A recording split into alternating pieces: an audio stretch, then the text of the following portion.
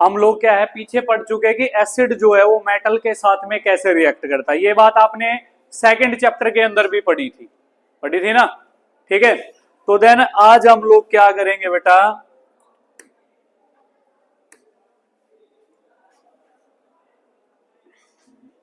ये क्वेश्चन कर रहे हैं कि भाई कि जो हाइड्रोजन गैस है भाई,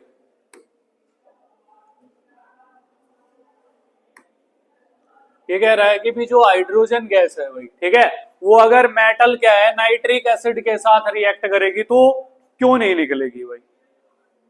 ठीक है, तो नाइट्रिक एसिड का फॉर्मूला आप लोगों को पता है क्या होता है, HNO3 होता है भाई। क्या होता है, HNO3। ठीक है, तो क्वेश्चन क्या बन जाएगा अभी आपके पास, ये बन जाएगा भाई वाई, यहां से उठा ले, hydrogen gas is a not evolved when a metal react with nitric acid. ये क्या हो जाएगा क्वेश्चन मार्क। नाइट्रिक एसिड के साथ में जब कोई मेटल रिएक्ट करेगी तो वो हाइड्रोजन गैस नहीं बनाएगी भाई, मतलब हाइड्रोजन गैस नहीं निकलेगी। ऐसा क्यों होता है भाई, क्योंकि आप लोग जानते हो HNO3 जो है हाइड्रोजन नाइट्रेट, इसका फॉर्मूला होता है, किसका फॉर्मूला होता है, नाइट्रिक एसिड का। ठीक है, कोई भी मेटल मान लीजिए हमारे पास, मान लीजिए सोडियम रिएक्ट कर दी है भाई, ठीक है तो मेटल ही भाई।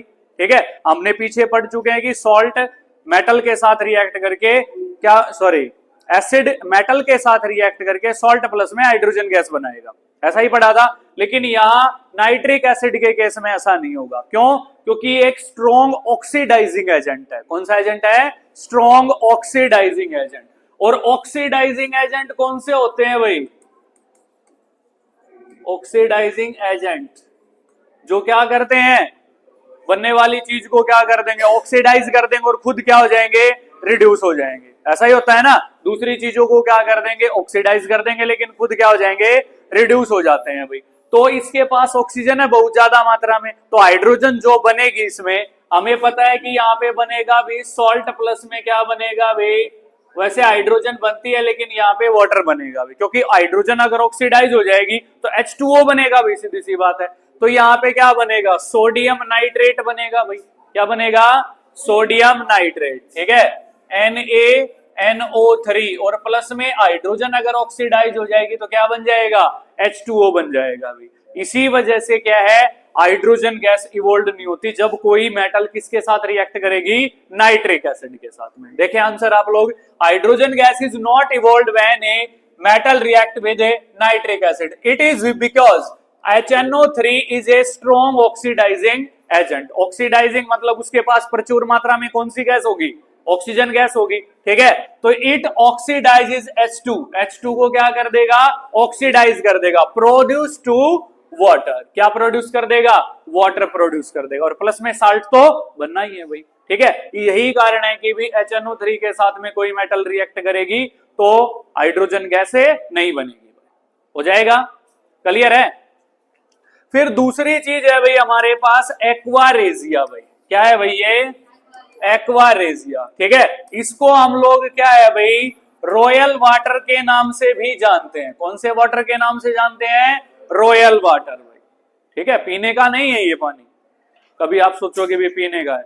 ये क्या है, जो भी ज्वेलर्स होते हैं भाई, ठीक है, या जो भी हमारे पास गोल्ड स्मिथ होते हैं, सुनार जो भी होते हैं, वो अपनी दुकान पे यूज करते हैं। ठीक है, तो ये होता क्या है भाई, एक्वारेजिया जो है वो लैटिन भाषा का वर्ड है। कौन सी भाषा का वर्ड है, लैटिन लैंग्वेज का वर्ड है भाई, जिसका इंग्लिश में मतलब होगा रॉयल वाटर। क्या होगा भाई, रॉयल वाटर।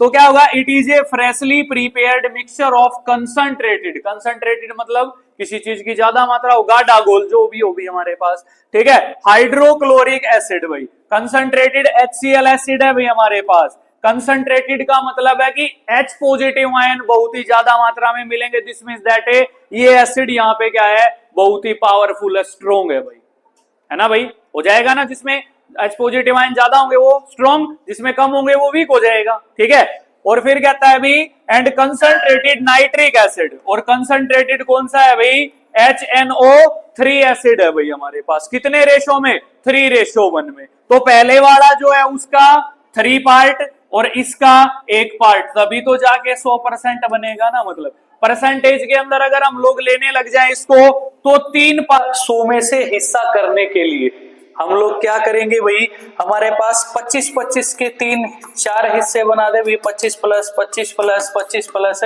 25, तो क्या हो गए 4 हिस्से हो गए भाई टोटल। तो उनमें से 3 हिस्सा इसको देना, तो 3 हिस्से जो है हमारे पास वो कितने के हो गए 75 के।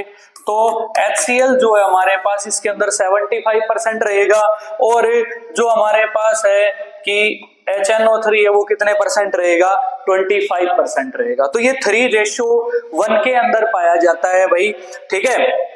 इसी वजह से ये क्या करता है भाई, it can dissolve gold even though neither these acids can do alone. अकेले एसिड जिनको डिसॉल्व नहीं कर सकते उनको भी ये क्या कर सकता है, डिसॉल्व कर सकता है। Aqua regia is a highly corrosive, corrosive मतलब हानिकारक होता है भाई, फ्यूमिंग लिक्विड होता है जिसके अंदर से अलग अलग टाइप की फ्यूम्स आती हैं भाई, ठीक है, सुगंध आती है भाई। It is one of the few reagent that is able to dissolve gold and platinum. ये इतना ज्यादा पावरफुल है कि गोल्ड और प्लेटिनम को भी क्या करता है, उसके अंदर घोल देता है भाई, ठीक है। ये हमारे पास क्या था, एक्वारेजिया। नेक्स्ट देखें आप लोग, ये भी हमारे पास how do metals react with solution of other metal salts. भाई जो भी हमारे पास मेटल है भाई, ठीक है, वो अदर मेटल सॉल्ट्स जो होते हैं उनके साथ रिएक्ट कैसे करते हैं। जैसे मेटल सॉल्ट ए है भाई,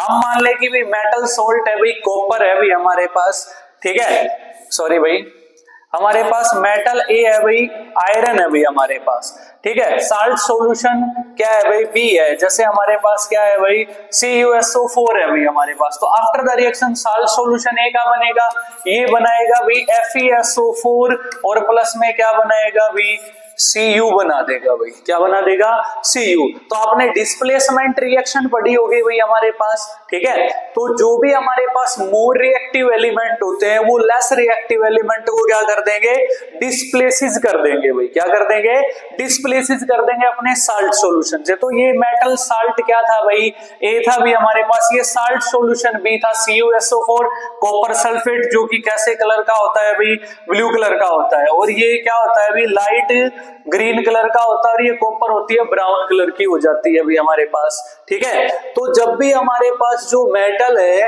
वो अदर मेटल सॉल्ट के साथ रिएक्ट करेगी तो वो मेटल सॉल्ट बनाएगी और प्लस में एक मेटल बना देगी भी हमारे पास। तो उसमें हम लोग लिख सकते हैं कि when more reactive element displaces a less reactive element from its salt solution. इस प्रकार से ये क्या करते हैं, रिप्लेस कर देते हैं। तो आप लोग इसके अंदर देख रहे होंगे भी हमारे पास, ठीक है, कॉपर सल्फेट सॉल्यूशन लिया भाई, और एक आयरन नील टेस्ट ट्यूब के अंदर थ्रेड की सहायता से कोर्क लगा दी भाई इसको, ठीक है। थोड़ी सी देर बाद अगर आप लोग देखेंगे तो कॉपर वायर जो है इसके ऊपर आ जाएगा भाई, ब्राउन कलर की ये जो शेड है भाई हमारे पास, ये कॉपर है भाई, ठीक है। और जो ये कलर हो जाएगा इसका कैसा हो जाएगा भाई, लाइट ग्रीन कलर हो जाएगा भाई, कैसा हो जाएगा, लाइट ग्रीन। और आयरन नेल कुछ इस प्रकार से दिखेगी भाई आप लोगों को, ऊपर से ब्राउन कलर का सरफेस दिखेगा और देन आयरन नेल को आप इस प्रकार में। तो ये जो रिएक्शन हो जाएगी भी हमारे पास, ये कौन सी रिएक्शन हो जाएगी भाई, डिस्प्लेसमेंट रिएक्शन हो जाएगी भाई। तो इस प्रकार से ये जो है हमारे पास मेटल सॉल्ट है, ठीक है, वो मेटल के साथ में क्या करते हैं, रिएक्ट करते हैं भाई। Is that clear.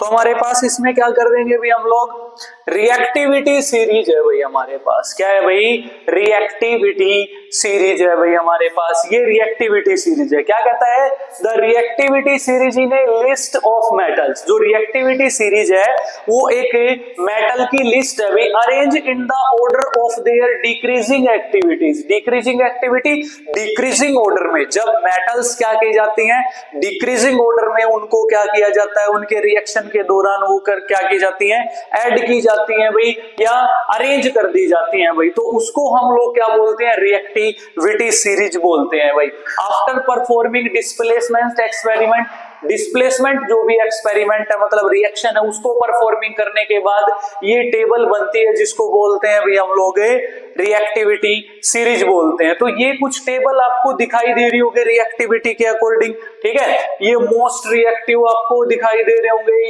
ये रिएक्टिविटी डिक्रीज है, ये लिस्ट है। इनको मॉडरेटली रिएक्टिव भी बोल सकते हैं, बीच वालों को क्या बोल सकते हैं, मॉडरेटली रिएक्टिव भी बोल सकते हैं अभी हमारे पास, ठीक है। तो देन आपके पास क्या हो जाएगा, इसको याद करने के लिए एक ट्रिक है भाई। क्या है भाई हमारे पास, वो हो जाएगी भाई, प्यारे से कॉलेज में आए जाए, प्यारे से कॉलेज में आए जाए, इंडियन लीडर्स हैं कॉलेज में सारे, गुड। ये ट्रिक है भाई आपके पास। इस ट्रिक के जरिए से आप लोग क्या कर सकते हैं, याद कर सकते हैं भाई, ठीक है। तो प्यारे का हमारे पास पी हो जाएगा और पी से क्या हो जाएगा, पोटासियम हो जाएगा भी हमारे पास, जिसका सिंबल रहेगा के रहेगा भी हमारे पास, ठीक है। सेफ का हो जाएगा एस हो जाएगा, एस से हो जाएगा सोडियम, जिसका सिंबल हमारे पास क्या रहेगा भाई, Na रहेगा भाई। कॉलेज से हो जाएगा Ca कैल्शियम, जिसका सिंबल C रहेगा भाई, Ca रहेगा भाई। इससे हो जाएगा भाई मैग्नीशियम, Mg सिंबल रहेगा भाई। इससे हो जाएगा एल्यूमिनियम, हो जाएगा सिंबल Al रहेगा भाई। जाए से Zn हो जाएगा, जिंक हो जाएगा भाई हमारे पास। आई से आयरन हो जाएगा भाई हमारे पास, सिंबल रहेगा भाई हमारे पास Fe रहेगा भाई हमारे पास। लीडर से हमारे पास क्या हो जाएगा भाई, लेड हो जाएगा भाई, ठीक है। इससे हमारे पास क्या हो जाएगा भाई, हाइड्रोजन हो जाएगा भाई, ठीक है। इससे हमारे पास क्या हो जाएगा भाई, कॉपर हो जाएगा भाई। इसमें से हमारे पास क्या हो जाएगा भाई, मरकरी हो जाएगा भाई। सारे से क्या हो जाएगा भाई, सिल्वर हो जाएगा भाई। और जी से हमारे पास क्या हो जाएगा भाई, गोल्ड हो जाएगा भाई, ठीक है। तो इसी प्रकार से हमारे पास ये सारे एलिमेंट आ जाते हैं भाई, किसमें, प्यारे से कॉलेज में आए जाए, इंडियन लीडर्स हैं कॉलेज में सारे, गुड। इससे हमारे पास सारे के सारे रिएक्टिविटी सीरीज आप डिक्रीजिंग एक्टिविटी के अकॉर्डिंग क्या कर सकते हैं, आप लोग याद कर सकते हैं। तो ये ट्रिक याद कर ले, आपके पास क्या हो जाएगा, याद हो जाएगी। और इसकी एक छोटी सी डेफिनेशन है, द रिएक्टिविटी से लेकर के और डिक्रीजिंग एक्टिविटी तक है भाई हमारे पास, ठीक है। तो देन उसको याद कर ले आप। The reactivity series is a list, एक लिस्ट है ऑफ मेटल्स, मेटल की, arranged in the order of their decreasing activity या डिक्रीजिंग ऑर्डर। और फिर ये ट्रिक के साथ में आप लोग लिख सकते हैं भाई। Is that clear? ये रिएक्टिविटी सीरीज है भाई, ठीक है। फिर आता है अभी हमारे पास ये इन टेक्स्ट क्वेश्चन आ जाते हैं भाई। क्या है भाई इनके अंदर, पहले वाला है भाई, why is sodium kept immersed in kerosene oil. Kerosene oil के अंदर इसको भाई सोडियम को क्यों रखा जाता है भाई, क्यों रखा जाएगा, क्योंकि हमारे पास क्या है भाई, जो सोडियम है भाई, ठीक है, वो एक क्या है भाई, मोस्ट रिएक्टिव मेटल है भाई, ठीक है। अगर वो क्या है, उसको ओपन में रखेंगे, इफ kept open, ठीक है, it reacts very vigorously, बहुत ही ज्यादा तेजी से क्या करेगी, रिएक्ट करेगी। And evolution of H2 gas takes place. H2 gas होगी भाई, हाईली एक्सोथर्मिक प्रोसेस होगी, जिससे क्या हो जाएगा, catch fire, catch fire, fire catch कर जाएगी भाई, ठीक है। तो उस एक्सीडेंटल फायर से बचाने के लिए क्या करेंगे हम लोग, उसको केरोसिन ऑयल में रखते हैं भाई। सबसे पहली चीज कि सोडियम जो है वो बहुत ही ज्यादा रिएक्टिव मेटल है भाई, अगर उसको ओपन में रख देंगे हम लोग तो क्या होगा भाई, वो एटमॉस्फेरिक फैक्टर के साथ में, वाटर वेपर्स के साथ में, उनके साथ में रिएक्ट करेगी और बहुत ही तेजी से क्या होगा, उसके अंदर से हाइड्रोजन गैस निकलेगी और हाइड्रोजन गैस में क्या हो जाएगा, आग लग जाएगी और उस आग से एक्सीडेंटल फायर लगेगी, धमाका होने का भी चांस है। क्योंकि आप लोग जानते हैं जब भी हाइड्रोजन गैस निकलती है तो वो हमेशा ही जब आग लगती है तो कौन से पॉप साउंड के साथ जलती है अभी। तो उस धमाके से बचाने के लिए या एक्सीडेंटल फायर से बचाने के लिए हम लोग क्या करते हैं भाई कि इसको सोडियम को भी हमारे पास किसके अंदर रखते हैं, केरोसिन ऑयल के अंदर रखा जाता है भाई। ठीक है, इक्वेशन लिखनी है भाई, right equation for the reaction iron with steam. तो आयरन की स्टीम के साथ हम लोग क्या करेंगे, नंबर 1 Fe अगर क्या करेगी स्टीम के साथ H2O ही होगा भाई, हमारे पास लिख देंगे HTEAM। तो क्या बनाएगा, Fe3O4 बनाएगा और प्लस में कौन सी गैस निकलेगी, हाइड्रोजन गैस निकलेगी भाई। ठीक है, देन हमारे पास क्या रहेगा भाई, फिर है calcium and potassium with water. तो क्या करेंगे भाई हम, कैल्शियम Ca की अगर हम लोग क्या करेंगे H2O के साथ रिएक्ट करेंगे भाई हमारे पास, तो क्या होगा, ये Ca होल ट्वाइस OH बनाएंगे और प्लस में कौन सी गैस निकलेगी, हाइड्रोजन गैस निकलेगी भाई। ठीक है, नंबर 3 क्या था भाई हमारे पास, पोटेशियम था भाई। ठीक है, तो पोटेशियम का सिंबल क्या होता है, प्लस में ये क्या करेगा H2O के साथ रिएक्ट करेगा, ये कोल्ड वाटर के साथ रिएक्ट करेगी भाई। ठीक है, तो देन ये क्या बनाएगा भाई, KOH बनाएगा, प्लस में हाइड्रोजन गैस निकलेगी और प्लस में क्या निकलेगी भाई, हीट एनर्जी निकलेगी भाई। तो देन इसके अंदर भी पॉप साउंड के साथ जलेगी भाई। ठीक है, तो इस प्रकार से आप लोग क्या लिख सकते हैं, इनकी केमिकल इक्वेशन, इनके नेमिंग भी दे देंगे, आयरन है, ये वाटर है, ये है, ये है। ठीक है, इस प्रकार से इनकी नेमिंग भी लिख देंगे भाई। तो हमारे पास ये बनाएगा भाई। ठीक है, आज की वीडियो में आपके लिए इतना ही, अगली वीडियो में फिर से मिलेंगे, तब तक के लिए जय हिंद, जय भारत, भारत माता की जय।